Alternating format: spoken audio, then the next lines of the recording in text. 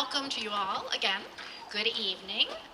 Again, my name is Penelope Brackett, and I'm very excited to be moderating the conversation with our excellent Democratic candidates for Congress, Jamie Chaney, who's going to be on the monitor tonight, and Josh Riley, who we're lucky to have right here. So this was obviously an unplanned part, this hybrid forum, but we're very lucky that Jamie, although she's feeling not her best, is also able to be with us today over technology. So I will give you an idea of what our ground rules are going to be tonight. Tonight's questions were drawn from questions submitted by DCS members as well as the community, maybe many of you, in response to our invitation. Questions were actively solicited from local groups, including the DCDC, the Catskill Mountain Bees, the Young Progressives, Catskills Abortion and Reproductive Justice, Sustainable Otsego, Get Woke Catskills, Anti-Racist Catskills, and the Tri-County Women's Coalition. And we are very pleased to have many representatives of these organizations here tonight. I think it just goes to show you how much, and show our candidates, what a progressive and active citizen group we have here in Delaware County. So thanks to all of you who submitted questions. We got an incredible response. Submitted questions were reviewed to ensure we captured your most important topics, and they built on the stated positions of the candidates. I will be asking candidates several questions on the same topic, and then we'll have one direct question each. And each candidate will have 2 minutes to respond. Following the planned questions, we'll take 20 minutes to respond to questions from the audience. So we'll have time to hear from you directly. And after all the questions, then the candidates will have 2 minutes to make a general closing statement. So now we will have Aaron, our own local journalist, introduce the candidates.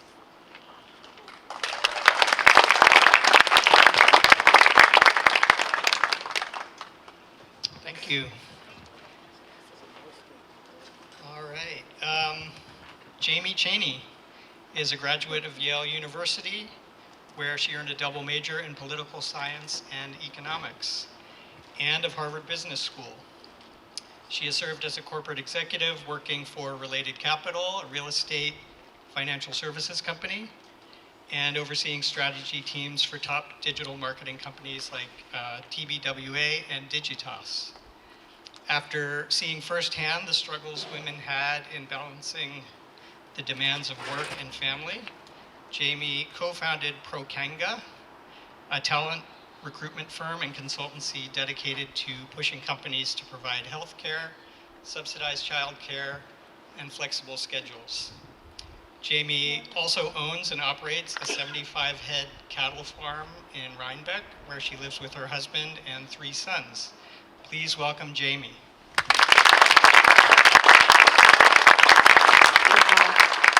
My huge apologies, I'm not there in person. I'm so sorry you're not feeling well, but I'm really glad you could be here. And by the way, if I get anything wrong on your bio, please let me know. Josh Riley is a graduate of the College of William and Mary and Harvard Law School. He has served as a policy analyst in the U.S. Department of Labor, a law clerk in the U.S. Court of Appeals for the Ninth Circuit, and a general counsel to Senator Al Franken on the Judiciary Committee. Josh successfully ushered 2 bills through the legislative process, helping protect survivors of domestic violence from homelessness and providing new funding for addiction treatment and mental health programs. He currently serves as an attorney in private practice with a specialty in technology, and has filed briefs in the U.S. Supreme Court arguing for stronger campaign finance laws and better health care. Josh lives with his family in Ithaca. Please welcome Josh.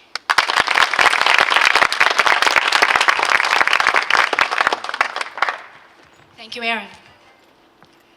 So, one second, get this up. With the questions. Jamie, we will start with you. Are you hearing us? I am hearing you. I am hearing you. Thank you. Excellent. It's not quite what I was picturing. Oh, I can kind of see her over here. All right. So our first questions all deal with more local issues, and then we'll get into some of the national issues.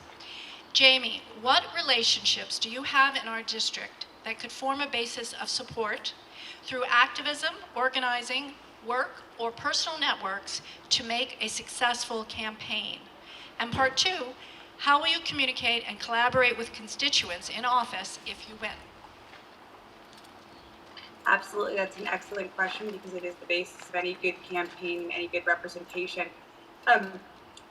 So my professional background has been working with companies that work across New York State. We have companies that work within the district. I think, though, more importantly, particularly when we look at this campaign, the reality is we do not win this district on Democratic turnout. We need someone who can truly pull crossover, and not just in theory, but can actually point to voters who are ready to cross the aisle because of their demonstration for doing work for this district and for the state as a whole. I have been very, very involved in agriculture in New York State for the last decade. I've been very involved specifically in the 4-H program, for those of you who are familiar with that. And a couple weeks ago, when I was actually out in Ithaca, someone said to me, wait, there's something going on at the Dutchess County Legislature you need to know about. And I sort of said, well, Dutchess County, that's not in the district. And they said, well, no, it's not. But, so as you are all probably aware, Mark Molinaro, our GOP opponent, presides over the Dutchess County Legislature currently, and someone from our local agricultural community, someone who I don't know well, he has a farm near ours, but someone who's seen me roll up my sleeves in this community for the last 8.5 years at this point, went to the legislature to use the public comment period to say to Mark, I just heard Jamie Cheney's running for Congress, and I'm here to tell you that I'm switching my party registration. I'm a lifelong Republican, and I'm going to vote for her because I've seen her roll up her sleeves. I've seen her roll up her sleeves at county fairs. I've seen her roll up her sleeves for 4-H. I've seen her roll up her sleeves when buying and selling steers. I've seen her in action. I know she's committed to this community, and I know she'll do the work. Having a network like that doesn't just play on our traditional Democratic networks, but allows us a true path to crossover is going to be the key to this election. This is a district where we have to have crossover to win. In terms of how we will work closely with communities, I think Representative Delgado did a phenomenal job, and it's something that we're hearing about on the ground from independents, Republicans, and Democrats alike.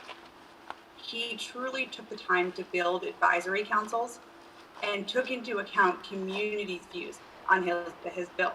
So we will do that as well. I will say, though, that we will go one step further. So while he famously did that in agriculture, and that's the advisory council that you often hear about, we've heard from two groups that say repeatedly, we wish there'd been an advisory council to join. We look forward to forming those councils as well. Bipartisan, rooted in large and small communities, and bringing all of those views to the table for a meeting regularly. That's great. Thank you, Jamie. I did let that go a little over, so I'll try to be a little bit more on top of that, and I'll give Josh an extra 30 seconds as well. Josh, same question.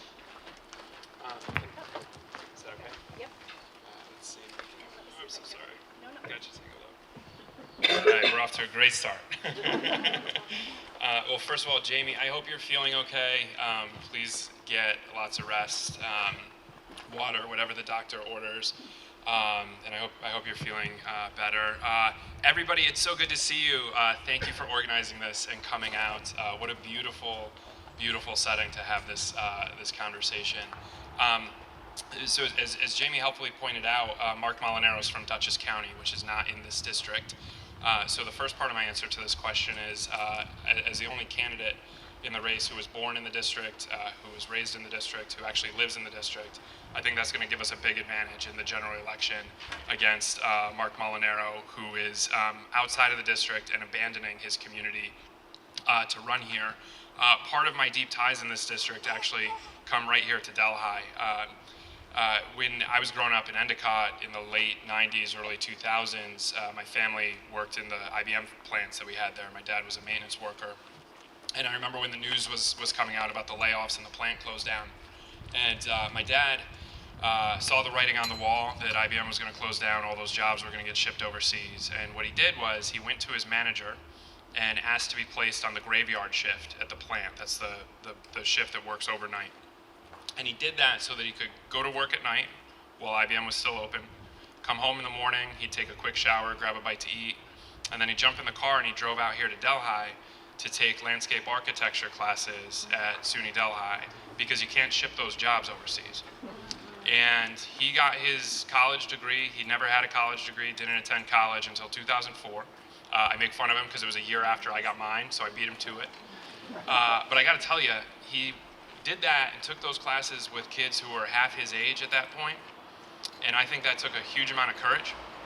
And I've never been so proud of anybody as I was of my dad coming out here to Delhi to get his degree. And what it taught me is that when we face adversity,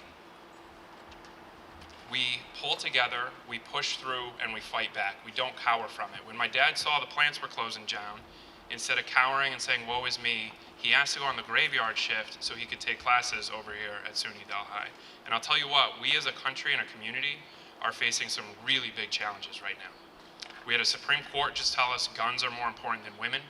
We've got a middle class that's eroding. We've got a planet that's burning and a democracy that's crumbling. And in the face of all that adversity, I'm telling you, we're going to pull together and overcome it. So,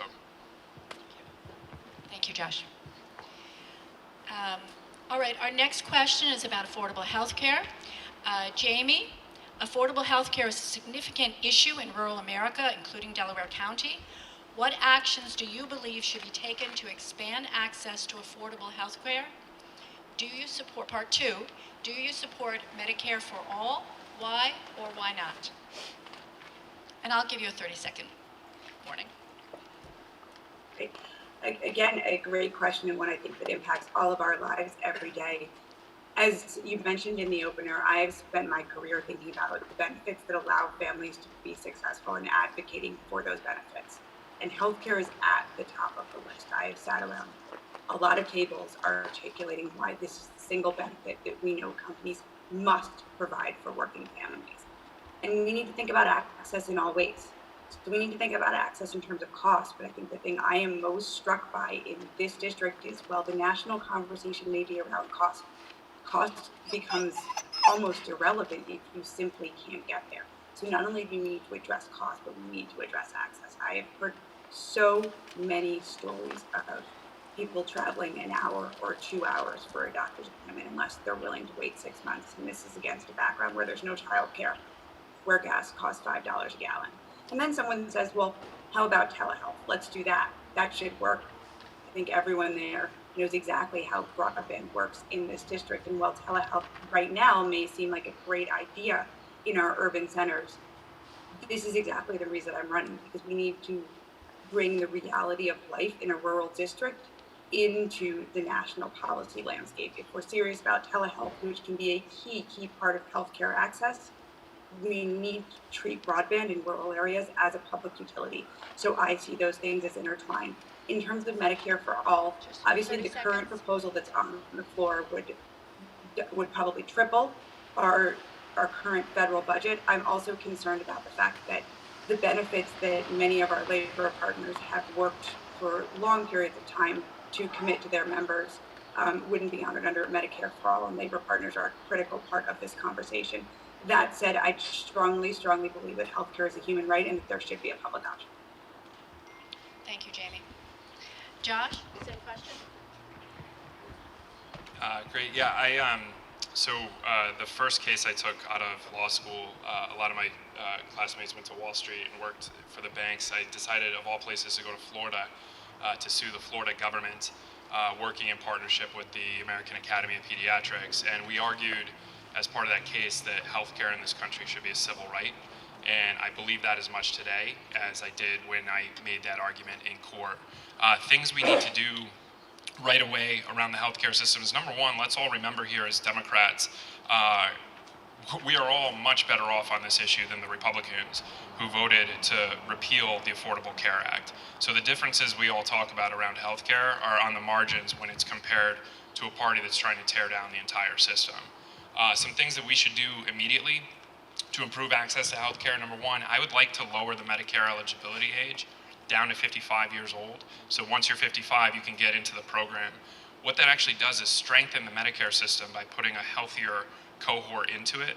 It also lowers the cost of private insurance by taking that oldest and least healthy population out of the private healthcare system. I would also allow Medicare to negotiate prescription drug costs. We're seeing so many families, so many seniors on a fixed income today who are really struggling to get by, making impossible choices between the medicines they need and the groceries to feed their family. There's no reason whatsoever that we can't negotiate prescription drug costs. The only reason we're not doing it is because the pharmaceutical industry has spent about $14 million in the 2020 election cycle buying politicians, shipping them down to Washington, and having them vote for the pharmaceutical industry's interests instead of for your interests. And so if we can do that, we can save billions of dollars in the budget and help families make ends meet. The last thing, just very quickly, there's a provision in Obamacare called the medical loss ratio. It basically says 85 cents of every dollar you spend on health insurance has to go to your care and not to lobbying and nonsense like executive compensation. I think it's time that we increase that and put more money into your care and less into profits. Thank you. Thank you, Josh. I would love to hear just a follow-up for Jamie and Josh about pharmaceuticals. I know, Jamie, you have talked on your website as well about negotiating pharmaceutical cost. How do we bust through the lobbying? How do we actually push that through in Congress or somehow break it up, the problem? Jamie? Absolutely. So I think that the first thing is that Josh alluded to the huge amount of lobbying dollars that the pharmaceutical industry spends. I think that every candidate should be responsible for betting every single dollar that comes into their campaign, whether that comes from pharma, big tech, et cetera. I'm committed to never taking a dollar from pharmaceutical companies because, frankly, drug costs simply take up too much of families' budgets today. So I think that the more representatives that we can have that have not been supported by pharmaceutical companies, that's an incredibly important piece.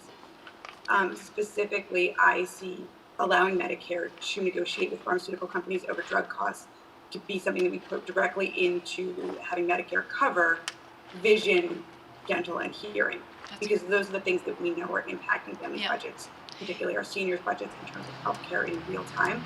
So I think the combination of truly holding candidates accountable for every single dollar that they are taking, not allowing anyone to hide pharma money anywhere in there, being very clear about Thank you. That's a very complete. There's no place for the pharmaceutical industry to be Got it. lobbying dollars in. These are healthcare. The priority needs to be there. Thank you, Jamie. I'm going to hand it off to Josh. Yeah, I mean, this is the money in politics is the root of all evil. Later tonight, I assume we're going to talk about gun violence prevention. The reason for so long we haven't gotten anything done is because the NRA is pumping tons of money into our politics. Hopefully, we'll talk about the massive income inequality problem we have in this country today, where the top 1% now have more wealth than the entire middle class combined. Why? Because the financial industry and Wall Street pumping a ton of money into our politics. What we saw with the vote a few weeks ago around prescription drug costs is exhibit A in this problem. You have pharmaceutical industries, they literally spent $14 million in the 2020 cycle buying politicians, and then in 2021, they spent hundreds of millions of dollars lobbying them. And I gotta tell you, they got their money's worth because you're still paying too much for prescription drugs, and they're making huge profits.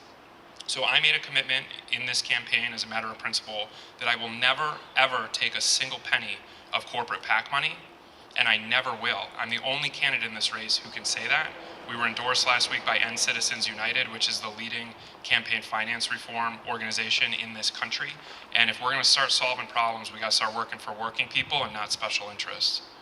Thank you, Josh. Okay, to continue on with the local issues. Jamie, what do you know about the housing needs of our district, and what ideas do you have for improvement? So the housing needs of the district are that it's in crisis across the district, whether these are small urban centers, towns, or rural areas. We're hearing the same story everywhere. In terms of improvement, so the Affordable Housing Reinvention Act has been on the floor for the last 6 years, and one critical part that has not been passed has been increasing the basis in rural areas, and what that rural areas. And this is because we have not had strong enough rural voices in the Democratic caucus. Housing finance in this country lends itself to building projects in urban areas. but right now the crisis is deepest in our rural areas. So we need to advocate for that right away. The second piece we're hearing is that almost all money available for affordable housing is based on 80 units or more. Not many of our units. I'm sorry, So Jamie, could what you, we need Jamie, we had a little to breakup here. to Could you build repeat projects that? like that, where they can be sensitively done is build water infrastructure, because that is the bottleneck on larger developments. The other place where I think there's something really, really interesting we can do, and this is something that makes me really excited about the new 19th district, is we can share best practices. And what I mean specifically, a unit hurdle in place to get a cost-effective financing for affordable housing. Doesn't benchmark way over on the eastern side of the district, all the way and we just time together. We're having a, Maybe she could Why? get a video. We'd have to To start spread a the video 80 and we units could hear her across answer. their- Jamie, their, Jamie, can you hear me? Jamie? Oh, now we're off. And now we're off. Okay, little technical difficulty. As we were talking about, internet in our area can be problematic. Yes, Exhibit A. But we're used to this, right? So we can hold on, be a little patient. We'll see if we can get this worked out. Yes? Jamie,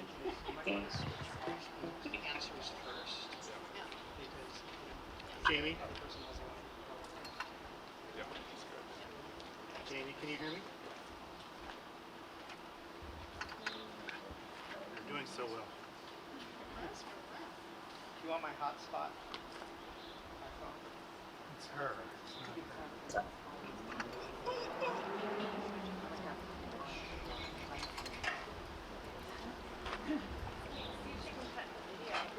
I can't even talk to her. I'll call. Take my phone. Should we use your side?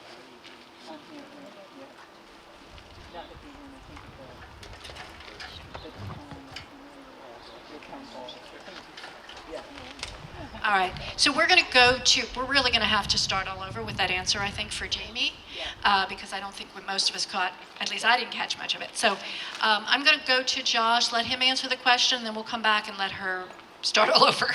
Okay? Housing. Got it. Yeah, so this is an issue that when I go to communities, I ask what are the things that are keeping me up at night. And the affordable housing crisis is one of the things that just comes up over and over again. One of the best things the federal government can do, I think, to help address it is a provision that was actually in the bipartisan infrastructure law that was passed at the end of last year, but was pulled out sort of at the last minute through negotiations. What it would have done is funded construction for affordable housing in local communities with two, I think, significant conditions on it. Number one, you have to use local organized labor to build the housing. That's really important because, number one, our unions are the backbone of our economy, and we should be doing everything we can to support them. And number two, that means it's good wages, good benefits, good protections, and the money is staying in the community. So you're helping folks out by creating more affordable housing. That puts more money in folks' pockets. You're also putting money into the local economy. The other thing I would want to see as a condition on federal spending for housing construction is making sure we're building our new housing stock in the most environmentally sustainable way possible, taking advantage of all of the new technologies that are available to make sure we're not contributing to the climate crisis. I was really disappointed to see that bill pulled out of the infrastructure law, and when I'm elected, I will work on trying to find another vehicle to get it to the floor. Thank you, Jess. Jamie, can you hear me? I can hear you guys. Turn off my video as I talk. Yeah, turn off your video when you're talking, okay? Sorry.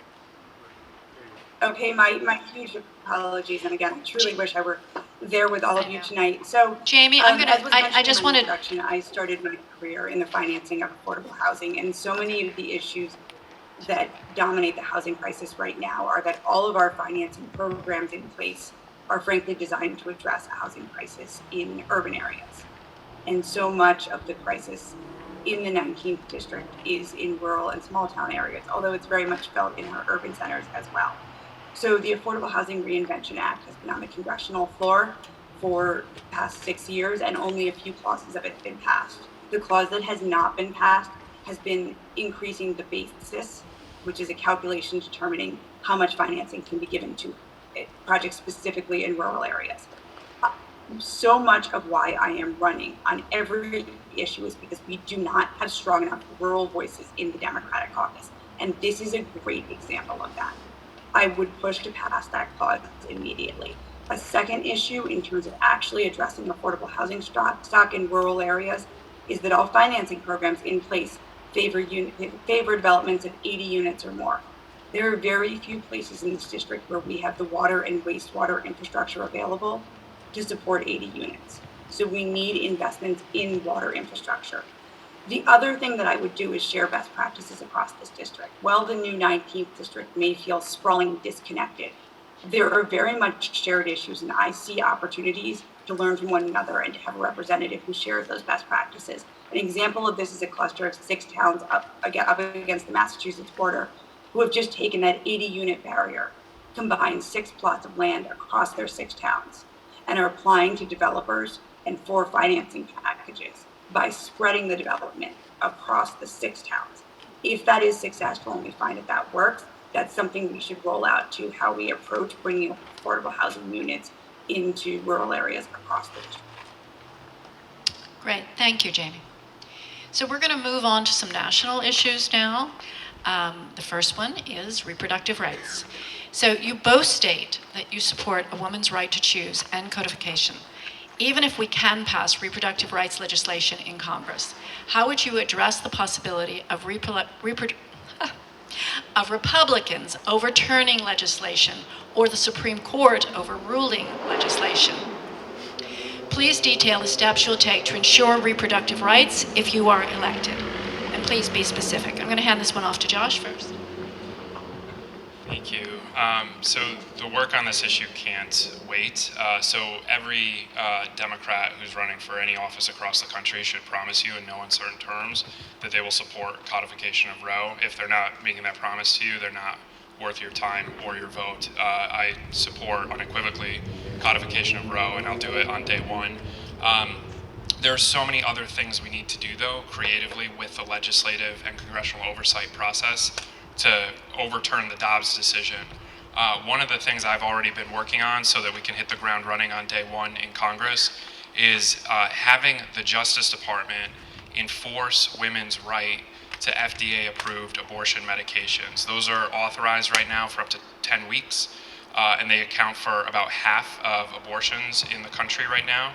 I sent a letter to the Justice Department. I've been in contact with some of their senior leadership, asking the Justice Department, regardless of what's going on with Roe, to sue states that are trying to restrict access to those medications, because state laws restricting access to federally approved medications are clearly unconstitutional. That's the type of creative legal thinking and thinking outside the box we need to engage in, because this is a huge, huge challenge. If we're just relying on the legislative process. Let me give you just one other really quick example. After Roe v. Wade was decided in the 70s, a bunch of anti-choice lawmakers passed what was called the Hyde Amendment. It was a provision in our appropriations bills, basically our budget, that said federal funding can't be used to pay for reproductive health care in the Medicaid system. And that's been on the books for a long, long time. Right now, we need to turn the tables on the anti-choice lawmakers, and we need to put amendments in the budget that says federal money is not going to states that are restricting women's access to health care services. If it was good enough for them to do it and hurt reproductive rights, then it's good enough for us to do it in this moment to be on the right side of that issue.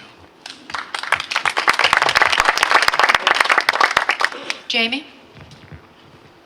I'm going to go ahead and turn my video off again. Okay. This issue is personal to me. I'm very open about the fact that I am alive today because of abortion. There's healthcare. For those of you who haven't seen our TV ad we released last week, I made a decision to share that story because we need to make it clear that these are not things that are happening on the fringes. Abortion very much is healthcare, and we need to make sure that every woman has the right to the very decision that I made that saved my life and my family. In terms of legislative work, we need to pass Women's Health Protection Act. We need to overturn the Hyde Amendment. We need to protect access to medication abortion. We also need to pass the Equal Rights Amendment.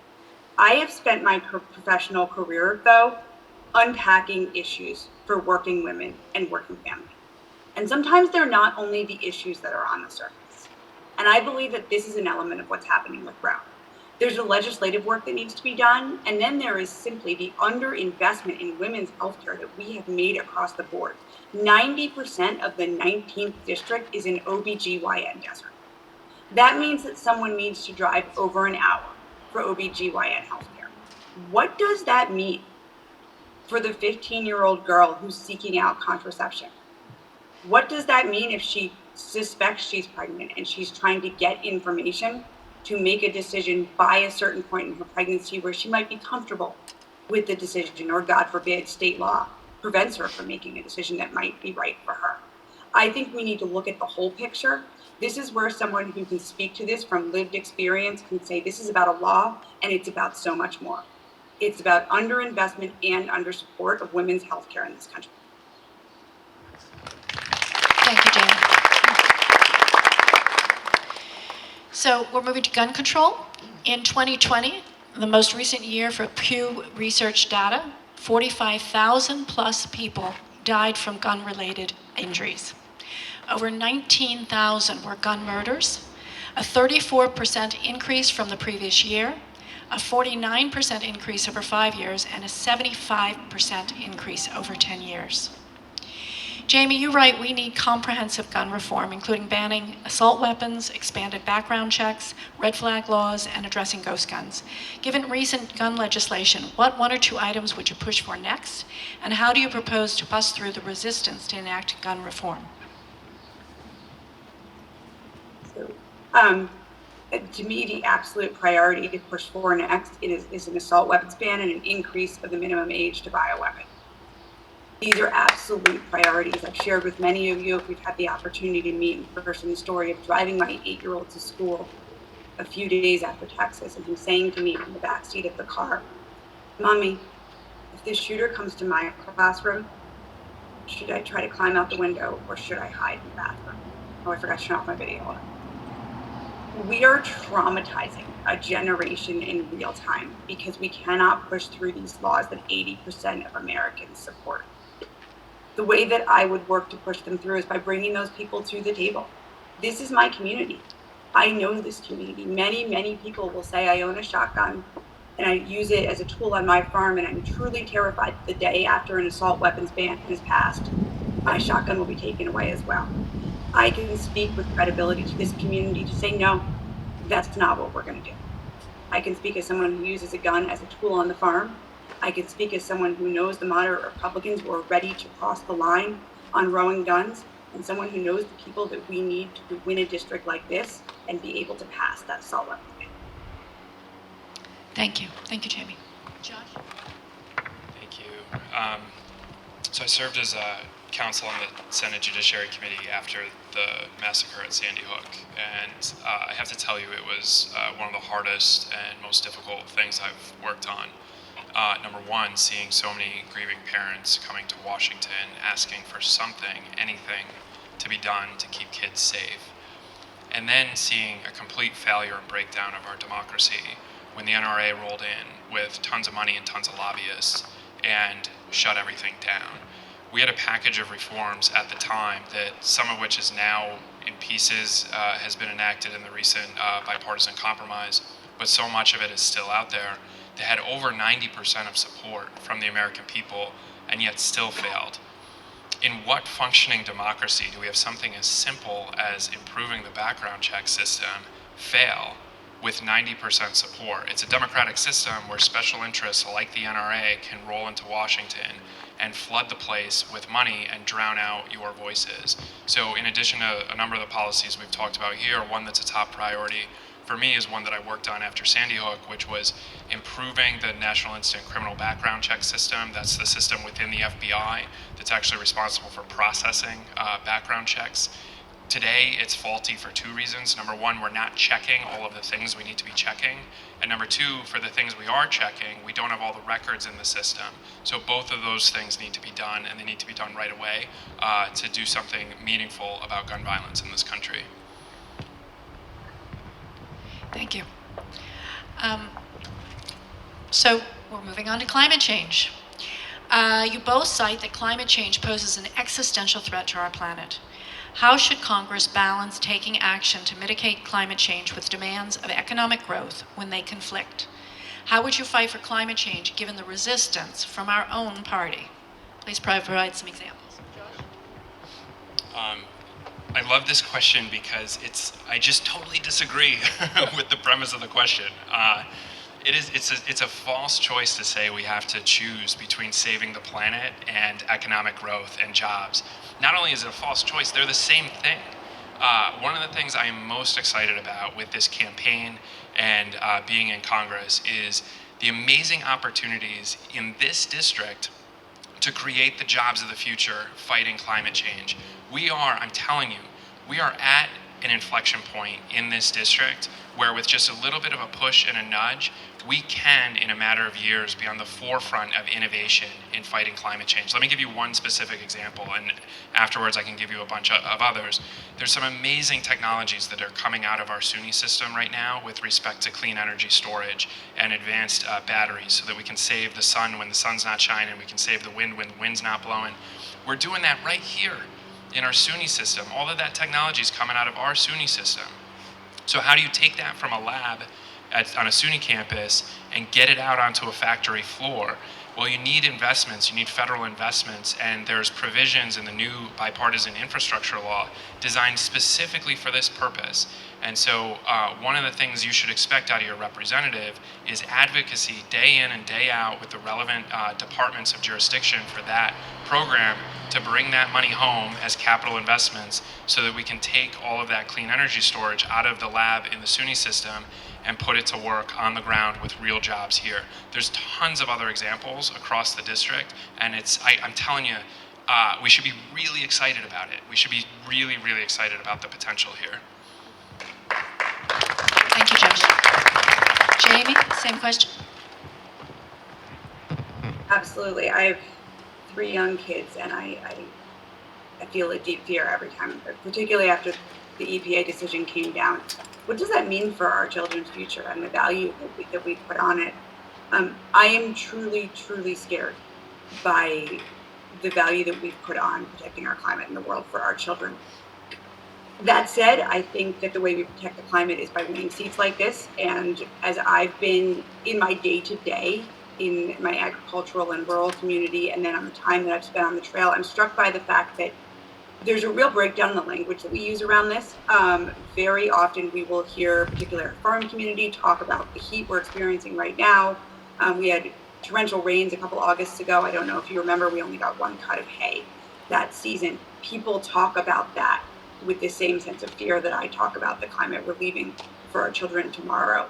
We need to start to bridge that language gap and bring more people to the table on this. I think that New York 19 can be a leader in how to do that nationally, but the reality is somehow the word climate has been politicized, and we need to move beyond that. And that comes by reaching across the aisle and finding shared language, things like good dirt and healthy soil, predictable weather. I also think that there is a way to marry climate and jobs. I was really, really inspired by Representative Delgado's Green Jobs Act. For those of you who are not familiar, this piece of legislation predicted mapping out what the economy would look like in 2050, quarterly check-ins to make sure we were moving in that direction, identifying what jobs would be sidelined because of that economy, and then working actively with our labor partners to retrain and to fund that retraining. That type of structure that holds accountability, puts data in, and brings everyone to the table, from our farmers to our labor partners, is how I would address climate. And I wouldn't use that word as often as we're talking about it in New York 19. I don't know how the word became politicized. We have to stop arguing over the word, and we need to talk about the fact that we all want healthy land and a healthy world for our children. Thank you, Jamie.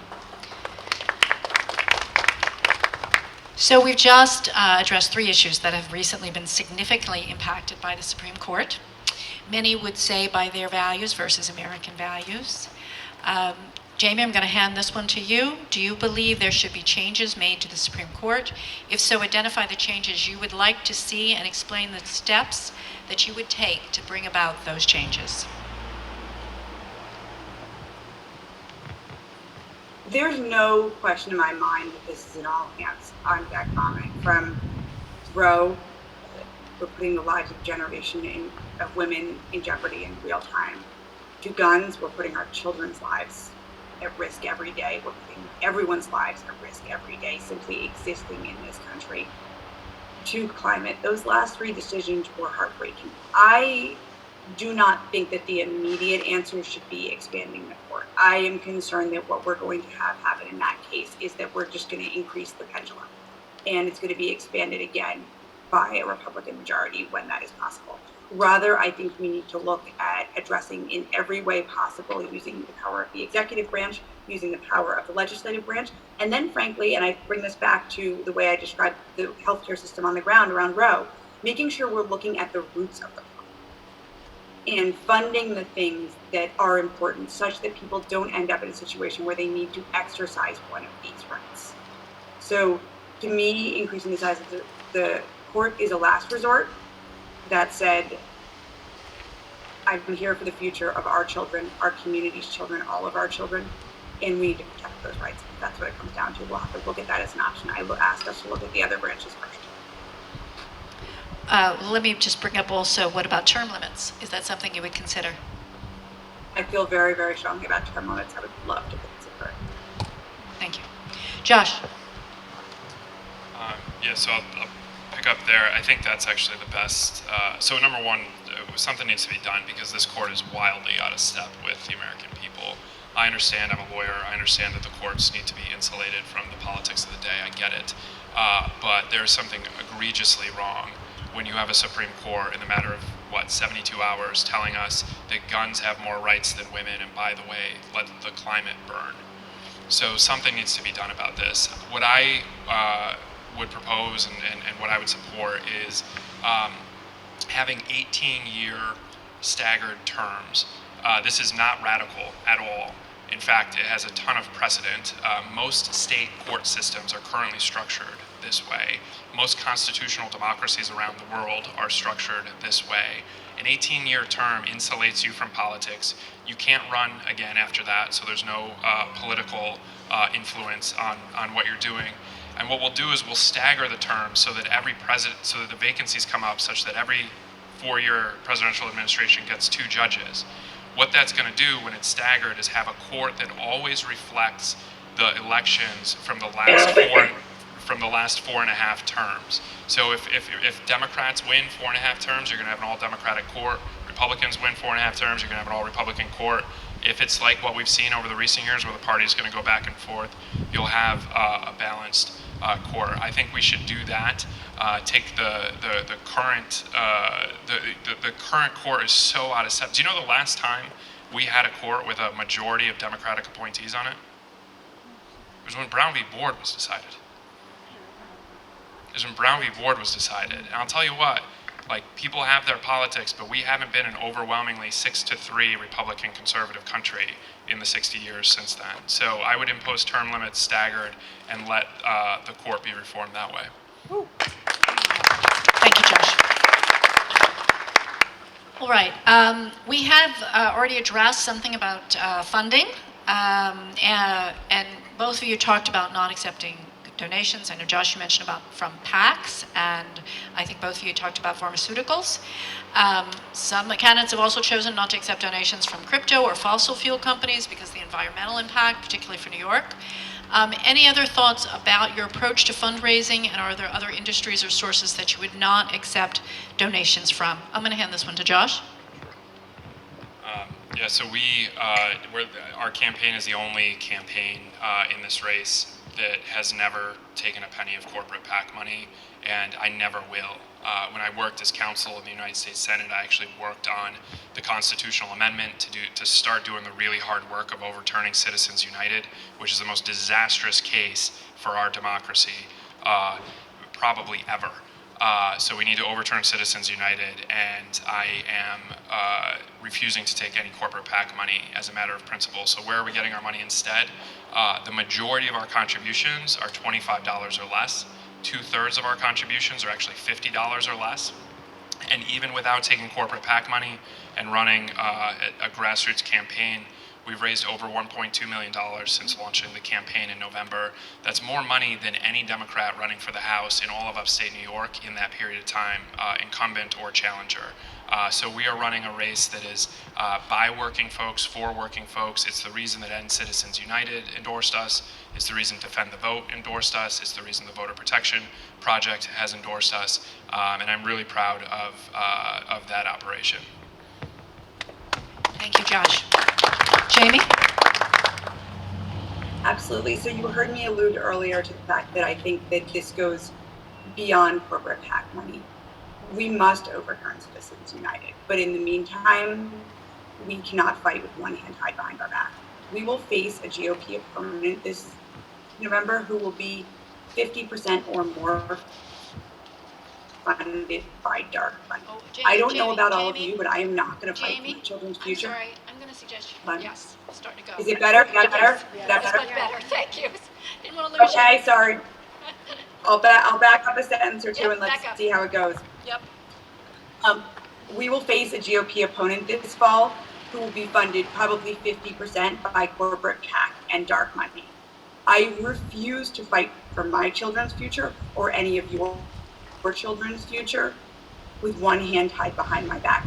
There is too much on the line at this moment in time. We've alluded to a couple of these issues: Roe, gun, the environment. That said, I have not taken any corporate PAC money on this race. Would I take it? My answer is this: every candidate is responsible for the source of every single dollar they take. If a corporate PAC approaches me who wants to make sure that New York 19 has Democratic representation that is pro-choice, pro-family, pro-community, and I am comfortable with the source of their funding, if they want to help us defeat Mark Molinaro, I will take that money and I will do it for the good of our communities. Similarly, I take a hard look at every single one of my donors. I think it's as important to make sure that there's not a single large source of corporate money in someone's filing. For example, from big tech, from a single lobbying firm.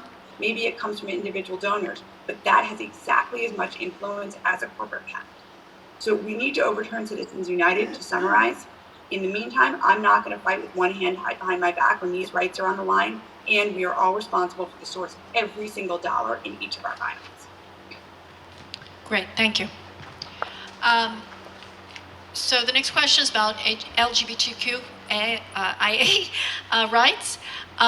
Jamie, what will be your response if Republicans try to pass legislation against trans kids, such as making it illegal for parents to provide gender-affirming health care? My response would be strong and bring to the floor immediately the Equal Rights Act, which could protect some of that, as well as a codification of any other rights that are going to be threatened by the court in any form. We need to be looking out for the interests of our children, not political interests. This is healthcare that families can make a decision about, and we need to protect their right to that type of healthcare in the same way that we need to protect the right to women's healthcare. Thank you, Jamie. Josh?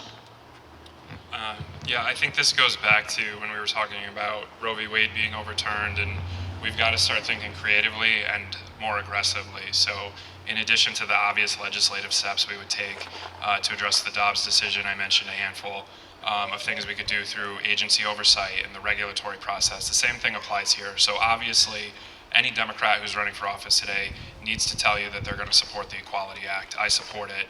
If you have a candidate who doesn't support it, they're in the wrong party. Send them away. But look, let's be real too. We have a filibuster in the Senate. We have a divided House. So how can we protect vulnerable populations in the face of those political realities? One of the things that's going to happen over the next probably 2 to 3 years, if not sooner, are cases coming up through the lower courts in the same way we saw Dobbs come up through the lower courts, trying to exploit the Clarence Thomas dissent in the Dobbs decision. And the next challenge is going to be marriage equality and LGBTQ plus rights. And so one of the things your member of Congress needs to do is be very actively engaged in that litigation process as it goes through the courts, filing amicus briefs in the courts, making sure that the voices of representatives and relevant caucuses in Congress are presented in those proceedings. I know that this is important, and I know that it actually makes a difference. I filed a brief arguing for ratification of the Equal Rights Amendment in 2020, an amendment that, had it been ratified, would have been a block of the Dobbs decision we just saw. So all that is to say, in addition to all the legislative things we need to do, we also have to treat some of these attacks on the civil rights movement as the legal challenges they are, and make sure our member is engaged in not just what's happening on the Hill, but also what's happening in the courts. Thank you. So I have a couple questions that will be direct questions to only one of you.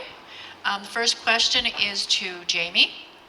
Jamie, you write you would co-sponsor the John Lewis Voting Rights Act and the For the People Act in your first day of office. The John Lewis Voting Act has already failed. As a new Congresswoman, how will you get attention for these bills, especially if the Democrats lose their majority? What other strategies will you use, to your words, help curb voter suppression, outlaw partisan gerrymandering of congressional districts, and make federal campaign spending more transparent?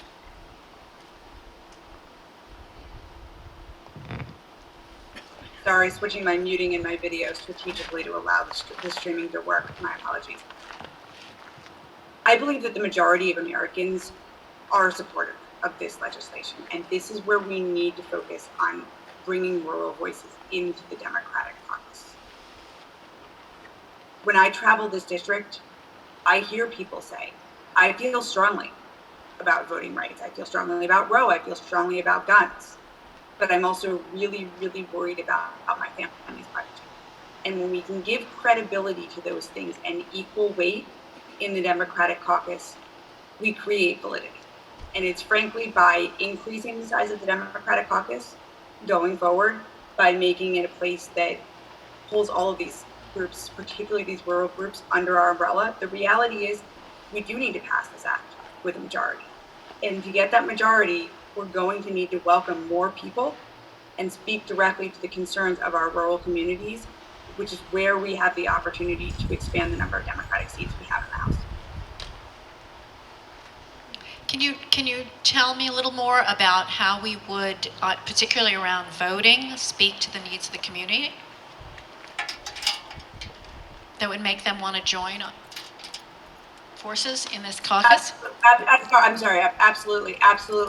So what I've heard consistently is people want to trust government, but it feels very, very removed. And so sometimes they're not even coming out to vote. They're saying, I feel separated from both parties. I do not feel an allegiance to either party.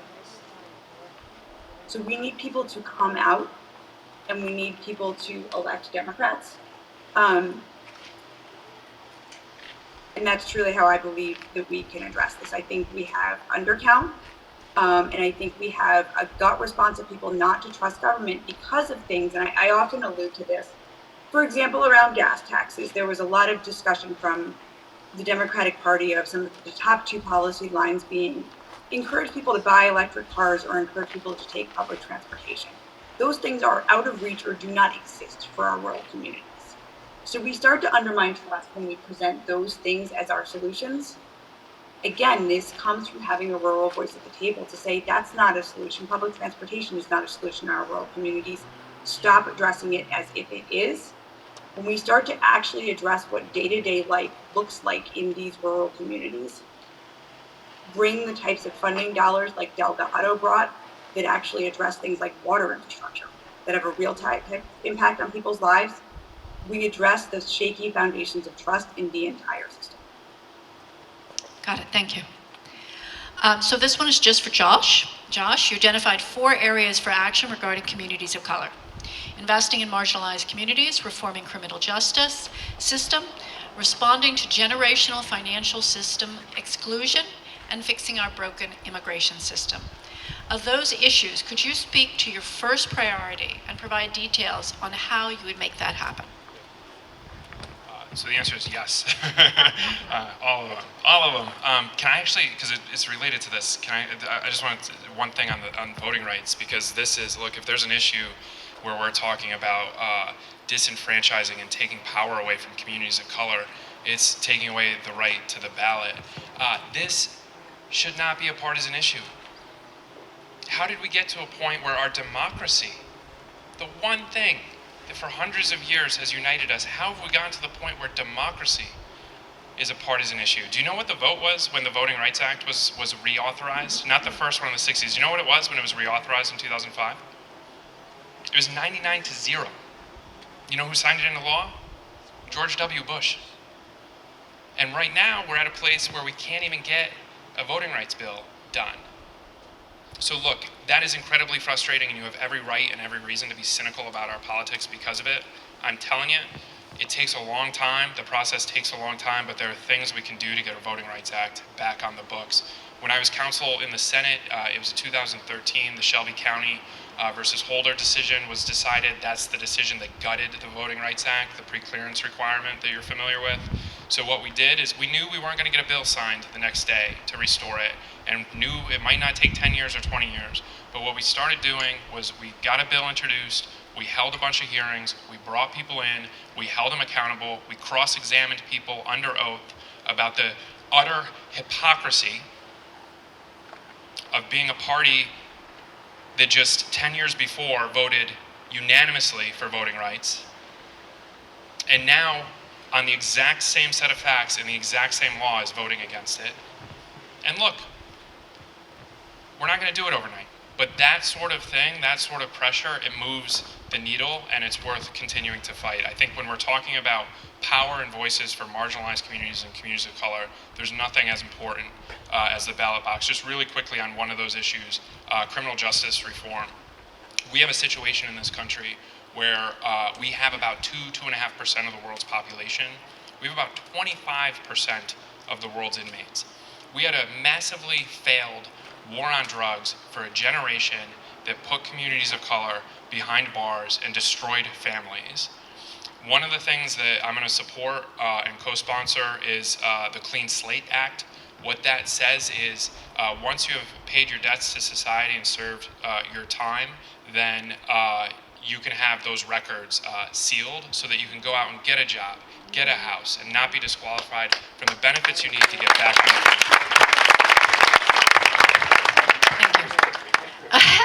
Thank you. That's what I did to my brothers. All right. So we have just a couple more questions, and then we'll be moving to the audience questions. So get your questions ready. So, two questions. What do you think? I'll give you this one, Jamie. What do you think is right, and what do you think is wrong about democratic messaging, and how would you endeavor to support or change each?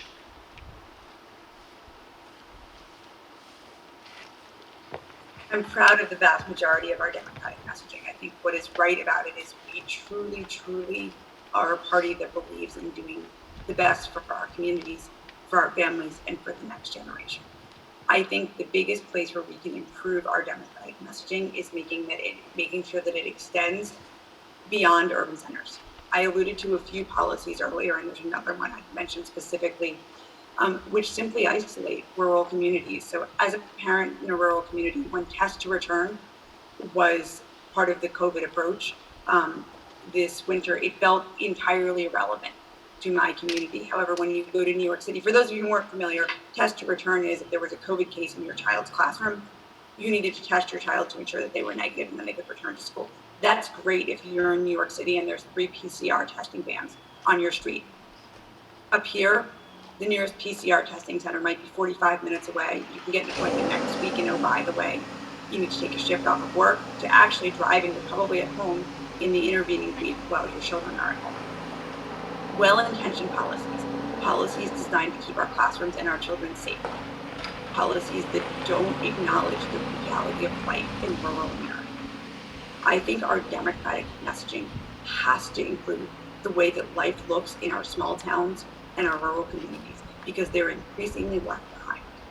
And I think that when we do that effectively, which we will do by having people with lived experience in the Democratic caucus, people who have grown their family in small towns here, people who have not spent their careers in Washington, D.C., when we can increase the size of the umbrella to pull those communities in effectively, truly speak to lived experience, I think we will see solid Democratic majorities, because this country as a whole wants the best for our families and our communities, and that is what the Democratic Party represents. Thank you. Josh? Yeah. So the question was, what do we think of Democratic? What do you think is right, and what do you think is wrong about Democratic messaging? Yeah. How would you endeavor to support that? Yeah, I gotta be honest, folks. A lot of it is really bad right now. I don't know if I'm supposed to say that, but it's the DC Democratic establishment is doing no favors.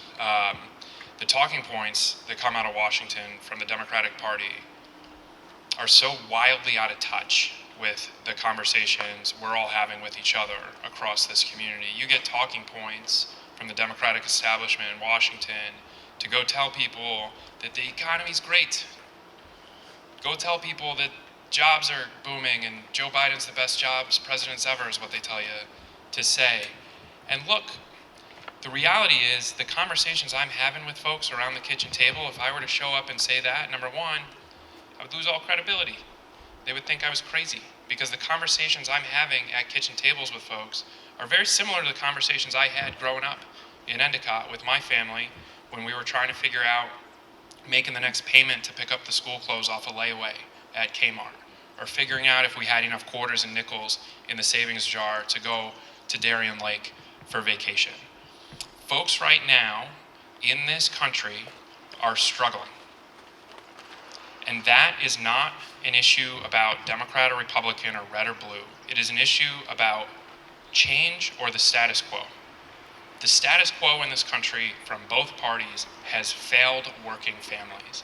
It's beholden to the special interests, it's beholden to the corporate PAC money, and Exhibit A to it is what we saw with this pharmaceutical bill, where we had a golden opportunity to lower costs for working folks and seniors and fixed incomes in this country. And based on every single conversation I've had at kitchen tables in this district, it is obvious to me the right answer is lower the cost of prescription drugs. And they voted against it because they're in the pockets of the pharmaceutical industry. I want to restore the child tax credit. It's $300 a month into the pockets of working families. And we didn't get done because the question is, oh, how are we going to pay for it? How are we going to pay for it? How are we going to pay for investing in working families the same way you guys have been paying to invest in hedge fund managers with the carried interest loophole, the same way you guys have been shipping jobs overseas for 30 years and giving corporate tax breaks to companies, the same way you've been lining the pockets of CEOs so that they can give their shareholders big dividends. Let's invest in working families in this country for once. So the Democratic messaging is completely out of touch, and I understand a lot of folks are really upset with Democrats. I am too, and I get it. Thank you. So this is our last question before we have our audience questions. And this will be for both of you. Jamie, you'll be first. If elected, what would be your top 3 legislative priorities? And please speak especially to an issue that possibly nobody else is thinking about or talking enough about, and that you feel you can make an immediate impact on. Absolutely. My top 3 legislative priorities would be an assault weapons ban, a codification of Roe, an issue that I don't think that anyone else is speaking about is the way that we support farmers in this country. They are dominated by a big ag lobby, but in New York State we have small and family farms. And virtually none of the farm legislation that has been passed has been done with grant funding. It's all been with tax credit funding. But the joke on that is that says that nobody who understands what it is like to be a farmer and be a part of our regional food supply is at the table. Because farms in New York State are lucky if they break even at the end of the year. People want to have a regional food supply. I don't know if you all remember, but in April 2020, our processing plants out west were shut down, and there was a deep moment of fear about what our regional food supply would look like. And there was a lot of excitement about supporting family farms. If we want that kind of security, we need to pass policy that both actually delivers for farms and gives credibility to the Democratic Party with farms. Every single time we pass tax credit-based policy initiatives, as they apply to farms, we lose credibility because every single farmer in this district says Washington doesn't get me. They don't understand what it's like for me at the end of the year. They don't understand the fact that I do not have any access to capital throughout the year. We're widening the gap in terms of lack of trust.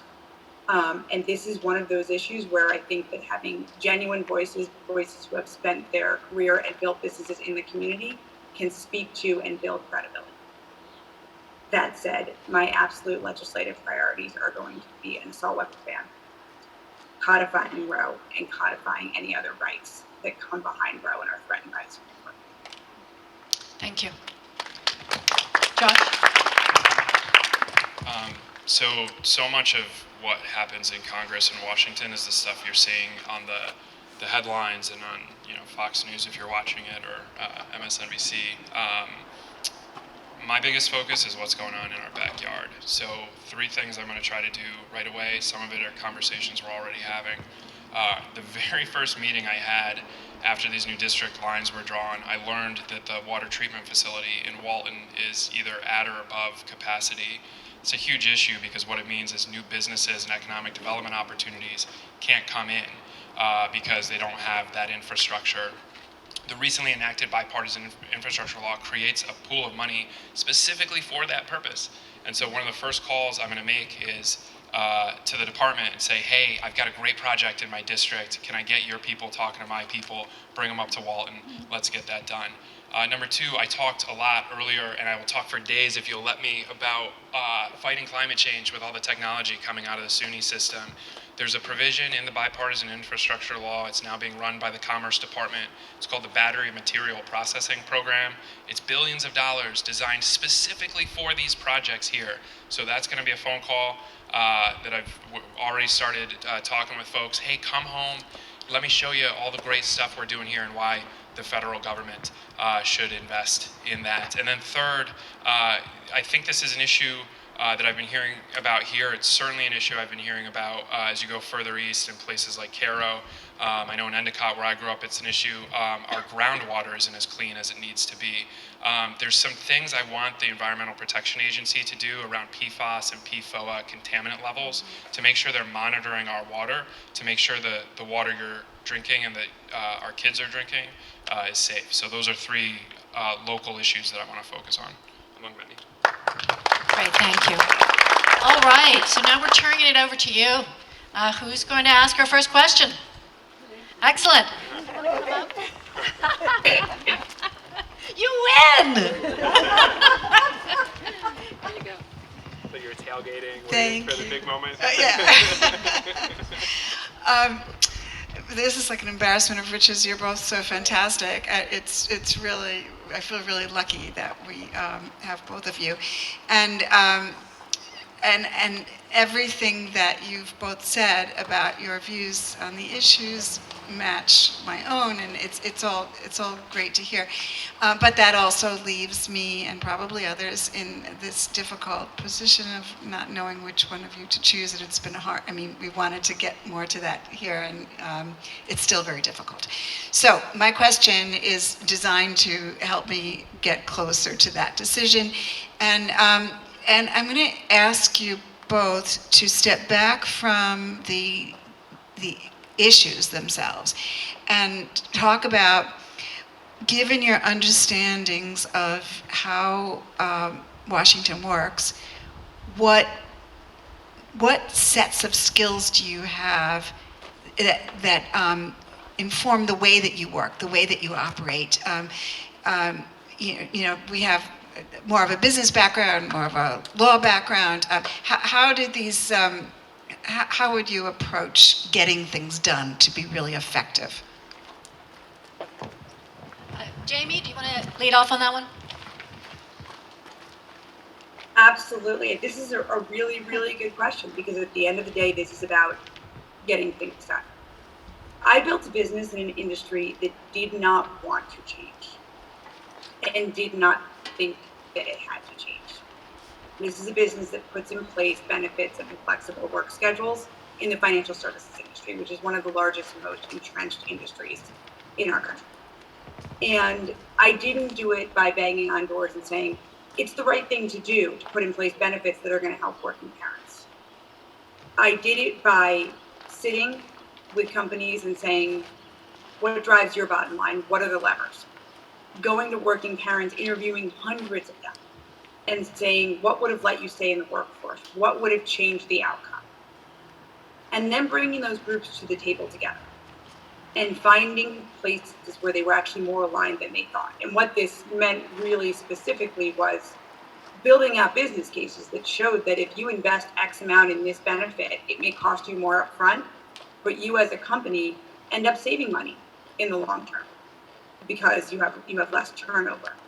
My career has been built on advocating for change, specifically for working parents in an industry that did not think they want to change, and doing it by physically bringing people into a room who didn't think that they wanted the same outcome. I think that is a directly applicable skill set in DC, particularly given the partisan divide, and it's a skill set that I absolutely look forward to bringing to the table. Thank you, Jamie. Josh? We'll get it by the end. Thank you for the question. So I would do it the same way I've done it in the past. So I worked in the Senate during what at the time felt like a hopelessly divided time in our country. Ted Cruz shut the government down over Planned Parenthood funding. It was terribly divided. And even in that very divided partisan climate, I was able to get legislation signed into law, including, for example, a bill where I was hearing from leaders of battered women's shelters who were saying, you know, we're getting a lot of folks coming here who were evicted from their homes, trying to figure out what was going on. What we learned was that almost always women would call the police to enforce a temporary restraining order. And so the police would come to resolve the issue, and then the next day the landlord would come, knock on the door, and say, I can't have all that disturbance here, the sirens and the noise, so you have 30 days to get out. That problem I just described to you is not a Democratic issue, it's not a Republican issue, it's about having each other's backs and protecting the most vulnerable. So even in a hyper-partisan climate, I was able to work with very conservative lawyers in the Senate to get a bill done that basically said if you're taking any federal money for your housing project, you have to recognize a right of survivors of domestic violence not to be evicted. And so we got that bill done. Great idea, right? I thought it was a great idea. But it's not enough to have great ideas. You got to know what buttons to push and what levers to pull, because only about 2% of the bills that are written ever see floor time or even a committee markup. Right. So what we did was we looked around and we found that the Violence Against Women Act was up for reauthorization that year. And so what we did was we built a coalition within the Senate Judiciary Committee to offer our bill as an amendment to VAWA reauthorization. It got adopted, and so by the time that bill went to the floor, our provision was in it. It ended up passing a very closely divided Senate, a Republican-controlled House, and was signed into law by President Obama. That law isn't the thing that's going to be on the front page of the New York Times. It's not the thing that's going to be on the front page of, or on the top of MSNBC. Getting the funding for the water treatment facility over in Walton isn't going to be the big thing, but those are the sorts of things we can do in our public service and in our politics. So many people have asked me, why are you running for Congress when it's so divided and so dysfunctional? And what I tell people is, because it's so divided and it's so dysfunctional, and it doesn't have to be that way. We can still do these sorts of things that might not get all the national attention, but make a real difference in people's lives. Thank you. Who else has a question? Carla. Hi. At this point, the leadership of the Democratic Party in the House of Representatives, the average age is 82. If you add in Kathleen Rice and Hakeem Jeffers, it goes down to 71. And they're both in their 50s. As a new member of Congress, I realize there's very little you can do, but what can you do to address this problem? Because it's one of the reasons that Congress is having a real challenge. And so I would like to hear from both of you. Thank you. Why don't you take Josh will start off. Yeah, it's a great question. I'm glad you didn't do the math on how much the age would drop if I got elected. feeling a lot older these days. I have a 2-year-old son, and we do a lot of time just playing on the floor, and I find back hurts, knees ache, trying to get up. No, it's a great question. Look, here's the honest, really candid answer to it. We need new leadership in this country, top to bottom, left to right. It hasn't been working for working folks. Washington has not been working for working people. We need new voices. We need new energy. I'll tell you what we don't need. We don't need folks who are professional politicians who have made their entire career off the taxpayer dollar, running for office,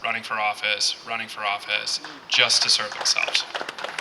It hasn't done anything for upstate New York. Look, the last 30 years, we've lost in upstate New York about 2/3 of our manufacturing jobs. I just got back from a meeting. I came here from a meeting with some folks who are working to fight the opioid epidemic. In the last 30 years, we've lost 2/3 of our jobs. The opioid epidemic has taken hold. The poverty rates have increased and become more concentrated in Binghamton City schools. We got about 42% of our kids living in poverty. Income inequality has widened.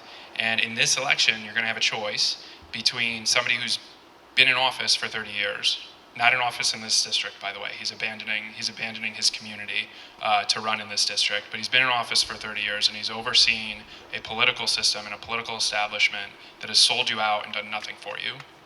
Or you can do what you're suggesting is, let's have some change around here. Let's have some new voices, some new vision, and shake things up, and that's what I'm hoping to do. Thank you, Josh. Jamie. This is a challenging question, and I share Josh's view that we need new leadership. I actually think that there's starting to be a realization in the party that we need new leadership. Now, whether we will see the institutional turnover, I don't know. I sat with Chairman Jeffries last week, and he asked me specifically, how do we become relevant in a rural district like that? I don't know it. We need rural and small town voices in the Democratic caucus. There's truly a feeling that we're doing the right thing in our larger urban centers, although some of the statistics, I think Josh just shared a really good one, which is 42% of students in the Binghamton City schools, and we see this across the country. We're not doing enough. But I am hearing a desire to learn from those of us who are on the ground and on the doors. One thing that I have asked my team to do, and this is something I will carry through the general election, when I earn your vote in the primary, that I will carry into offices. We spend 90% of our time on Democratic doors and 10% on Republican doors, even in this primary. Because if you get to a point where you're only in your echo chamber, you lose the thread. And you lose the thread of what is happening on the ground. And I will bring that same feedback loop into Congress with me, to Chairman Jeffries, to others who have expressed the need to bring in different messaging, an understanding that our urban messaging is not relevant. Our big party Democratic messaging is not relevant.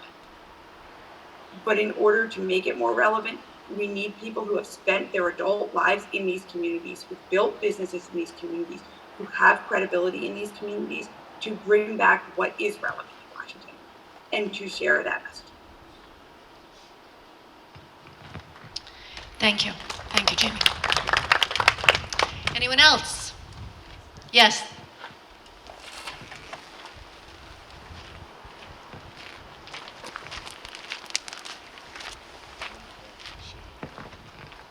Hi Josh, hi Jamie, it's Christian Vitek. So for those of you who don't know, I'm the founder of the Young Progressives of Delaware County. And in conversations with our local community, I have been asked and been informed about a land acquisition from big tech that is depleting or will deplete our natural resources in upstate and outsource those natural resources to downstate. And I wanted to know what each candidate will do to curb the outsourcing of our natural resources for gain in New York City or downstate. Thank you. Jamie, why don't you start with this one? Did you hear? Sorry, keep forgetting to turn my video off and do the quick swap. It's interesting because we're hearing versions of this question across the district. I heard something similar in Ulster the other day around the water reservoir. which we in Ulster they release water from the reservoir to preserve the quality of the water going to downstate. One of the challenges in the Democratic caucus in New York State is that it is so dominated by downstate voices. We have two true swing seats in New York State. We need to make, so step number one, Christian, is we need to make sure these are Democratic seats so that we are in the room and at the same table and advocating as strongly for upstate voices and for upstate ownership and use of our natural resources in the larger caucus and in conversations with downstate. The second thing I would take a look at is, this is where it comes back to funding. We need to be hyperly aware of what interests are funding each candidate. Big tech is a real concern. I think in some ways it's as big of a concern as big pharma. Specifically, I think we can have a long conversation about social media and the legislation we need to pass that regulates social media's responsibility for what's on their websites, but also how big tech might use upstate land. I think it's important to take a look at who is funding each candidate in this race. I do not have any dollars from big tech companies, and I will proudly say, given the issues we've seen with some of the big tech activity in this state, those are not dollars that I would want to take. And then I'm going to sound like a broken drum on this, but again, it is putting rural voices in the caucus. It is putting voices in the caucus who live next to those natural resources, who understand the impact that a law that passed in DC or a policy that's advocated for by the downstate part of our caucus has real impact on people's lives today in our small towns. So I think we have to combine those three things to address an issue like that. Thank you, Jamie. Josh? Yeah, so I think this is another area where we have to think beyond just legislative approaches and legislative solutions. So I think there's a role for congressional oversight in this area. So if there's transactions happening in this community that are not good for this community, there are things in terms of oversight letters and, if necessary, subpoenas to find out exactly who's funding what and what's behind various transactions. We're seeing this, I want to learn more about the specifics of the transactions you're talking about, and maybe we can talk after, but generally we're seeing this issue across upstate New York where huge corporate interests and consolidated entities from sometimes overseas, definitely out of the district, but sometimes overseas, are coming in and buying up resources here at a low price, and then, as if that wasn't bad enough, extracting the value and having all of the gains sent elsewhere. So there's a lot we need to do in terms of the Justice Department, the Federal Trade Commission, even the Department of Agriculture, around how land transfers are happening to make sure benefits are staying in communities in the United States and not having Chinese companies coming in, buying up land, and extracting all the profits from it. So I think there's an oversight component to this, and I think there's potentially some things about regulating some of those land transactions. Thank you. Do we have any more questions? Yes. And then there's one over here. Somebody here? Oh, yes. Thank you both for being here. So one of the things I think gets frustrating sometimes about Democrats is that it can feel like we're often sort of in power. We have sort of the trifecta right now, but then all these terrible things happen, and it seems like we're good at sort of complaining about the Republicans doing dirty tricks, stealing a Supreme Court seat or whatever, but not so comfortable using power. And so I wonder, how will you sort of build a team around you? Who will be around you, and how will they sort of make sure that you're steeled to have a strong backbone to fight? Great, thank you. I'm going to let Josh start with this one. So when you started off the question saying, here's some things that frustrate me about Democrats, I was wondering, how much time do we have? No, but honestly, so look, I talked a little bit earlier about the importance of bipartisanship and bringing people together, and how optimistic I am that there's still room to do that. Everything I said, I believe it. It's also simultaneously true that we have some really big fights that we need to take on right now, where we have principles that we're not going to compromise on, whether it's women's reproductive freedom, keeping our kids safe from gun violence. And so I have a track record of taking on really big fights in big places on these issues. When the Trump administration implemented the Muslim ban, which would have banned refugees from coming to the United States, I filed briefs in the U.S. Supreme Court challenging that. That was an issue that was personal for me and for my family. My wife's the daughter of immigrants from India and Ecuador, and what we found and believed was that a proposal that would shut down America's history of welcoming immigrants in a time of need. I mean, you should have immigration legally. Refugees have been able to find refuge in this country. So I have a history of taking on those big fights.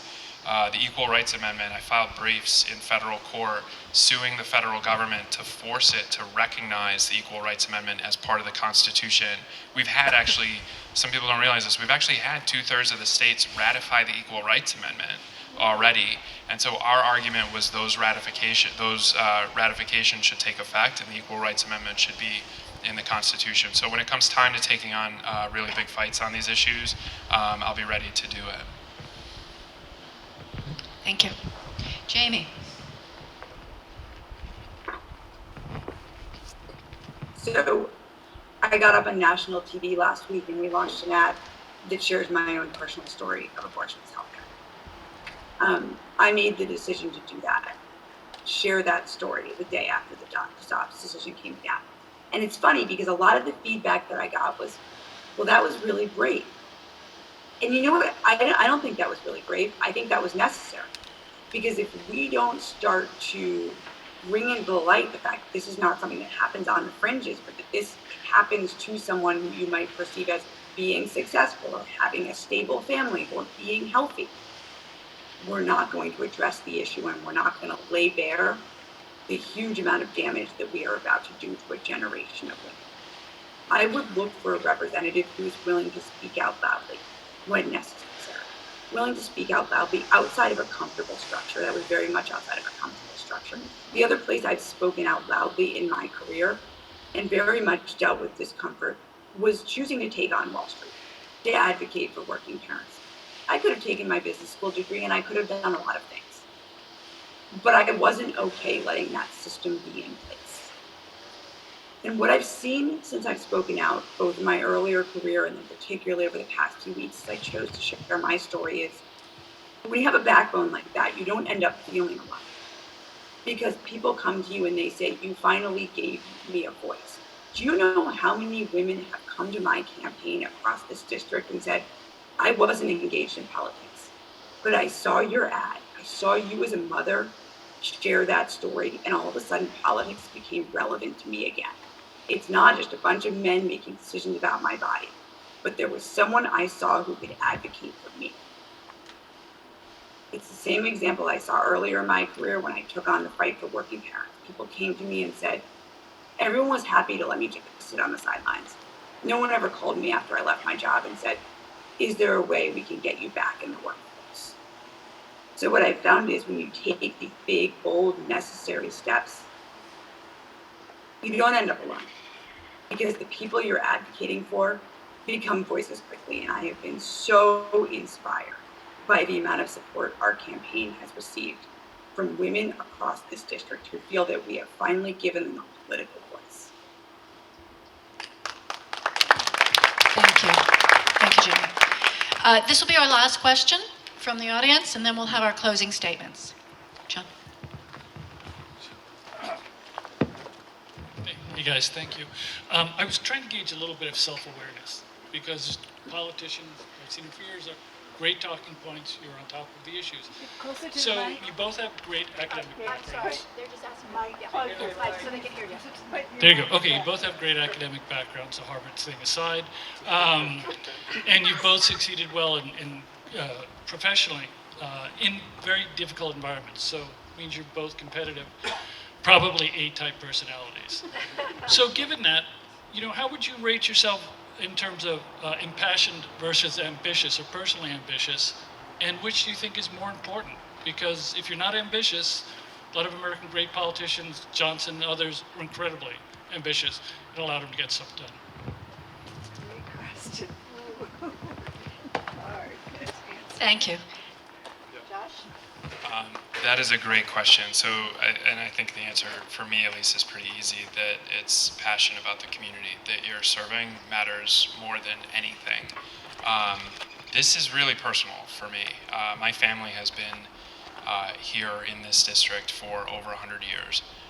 They came here looking for economic opportunities, found jobs working in a shoe factory for generations, and then worked blue-collar jobs in the IBM factories.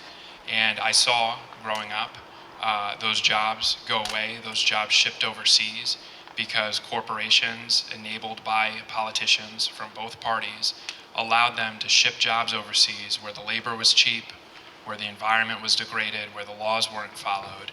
And I saw communities across upstate New York sold out by a rigged economy and corruption in our politics. Having grown up here, having living here, having my family here, this is all very personal for me, and I am doing this because I want to fight for the neighborhoods that I grew up in, and for families like mine who had those conversations around the kitchen table growing up. So that's what this is for me. It's fighting for the community that raised me, and that is why I'm so passionate about it. It's why when I talk about things like the new jobs we're going to create and revitalizing the economy, it's not talking points, it's personal for me, because I saw the adversity that our neighborhood faced when we were sold out by the establishment politicians. Thank you.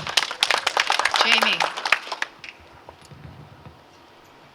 So yes, I think you nailed correctly that I think Josh and I are probably both fairly type A personalities and both fairly passionate personalities. I think you end up sitting here speaking today probably because you're a combination of those things.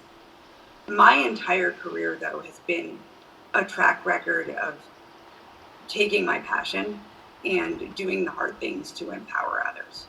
So when many of my classmates after Yale went to Wall Street and completed investment banking analyst programs, I went and learned the same skills while working on affordable housing, public-private partnerships. When many of my classmates following business school pursued careers in marketing or finance, I went and I did a really tough thing. I built a company that solved a social problem. It was hard. People said no to me, but I saw too many working parents being pushed to the sidelines of our economy. In the ag space, many of the children in 4-H across this state and across this country, that is their only extracurricular activity. That is the only place they have an opportunity to do anything besides go to the barn and do chores or go to school. During COVID, a lot of our programming was shut down. I gathered together a group of mothers from across the state and rebuilt pieces of that program. I didn't do it for my own kids. I did it for our agricultural community. I did it for the children who had nothing else. And then I just made the decision to stand up most recently and advocate for women. I have the health care that I need. I'm lucky. I'm not in a position where I'm likely to be facing a decision about abortion as health care again. But I will not let a single woman in the generation behind me have that right taken away from them. I have consistently taken my passion, coupled it with my type A personality, and delivered for communities. That has been an absolute theme of my career, and it's the reason I stepped into this race. Because if we want democratic, pro-family, pro-choice, pro-community legislation representation for the 19th district, it's going to be from someone who's put their personal agenda aside, put their family aside, can win crossover votes in our agricultural and rural communities, and be the vote that we all think should represent the 19th. Thank you, Jim. All right, we are at the end of the questions. We are going to do our closing statements. We, the royal we. I'm not doing anything. I'll hand it off to Josh. Let Jamie rest your voice a little bit and be ready for that closing statement. Thank you. I can hear it's hard. So we'll have a 2-minute closing statement. If you want to bring in overall statement or cover a particular topic that we've addressed, up to you. Here you go. I'm going to be very brief.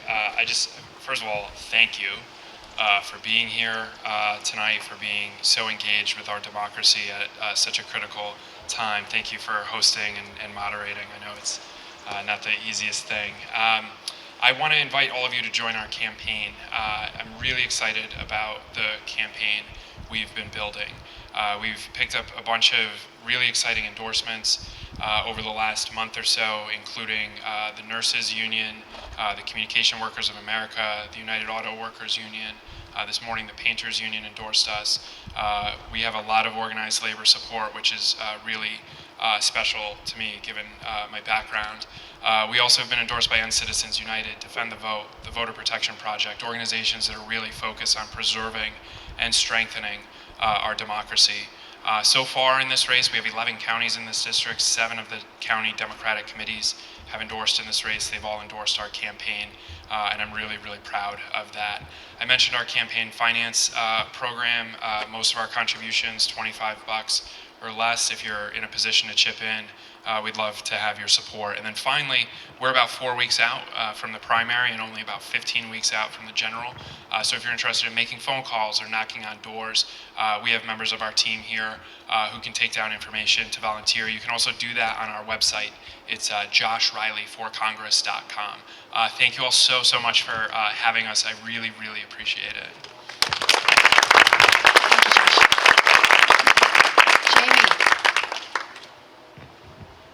Thank you for the opportunity to rest my voice. I'm going to be very brief, so hopefully it lasts through these closing statements. First of all, I am so sorry that I'm not there physically with you tonight. It was a hard decision for my type A personality to make, but given transmission rates, even though I'm not testing positive, we made this decision. I do intend to be there on Saturday, and I truly hope to have the opportunity to meet each of you in person.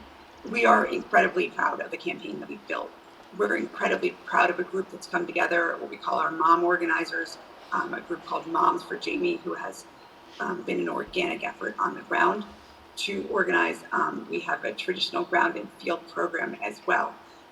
So I invite you to join either of those. I know we're rolling out phone banks every night, so you can join and get involved from anywhere in the district. You can find out about all of those things on our website. I'm also very proud of the endorsements we have. We have the only congressional endorsements in this race, and they primarily come from a group of senior congressional women who don't usually step into primaries, but decided to step in on the back of the Dobbs decision, decided that in a moment like this, we need to take on these fights strongly, and we need to take on these fights with people who can advocate from lived experience and people who can bring the women, like I mentioned, who came to me after I shared my story and said, I didn't think there was a place for me in politics. I felt abandoned by both parties. But then I saw your ad and your campaign, and I'm going to come out and I'm going to vote. We can build a coalition using those kind of crossover votes, using our roots in the agricultural community to beat a career politician like Molinaro. We can do it to give the 19th the pro-family, pro-choice, pro-community vote that I believe it deserves, and I know that everyone in this metaphorical room tonight believes it deserves, because you're here doing this work on a hot July night. So thank you so much for listening to my raspy voice. You can learn more at jamiecheney.com, and I really hope to have the opportunity to see you all on Saturday. Thank you, Jamie. You made it. Good job. Fantastic. Fantastic, both of you. Thank you so much for being here.